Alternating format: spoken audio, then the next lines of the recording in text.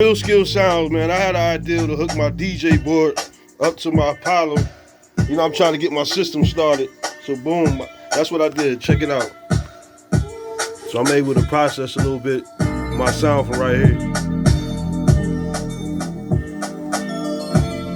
I don't know if any sound guys is doing this.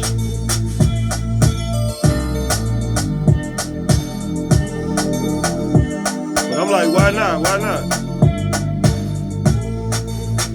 So I tried it out.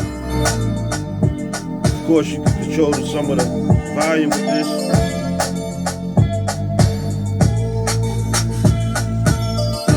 So far, so good.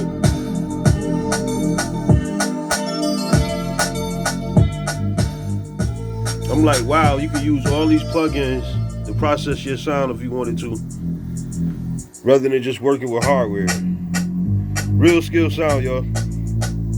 Just an idea for y'all sound guys.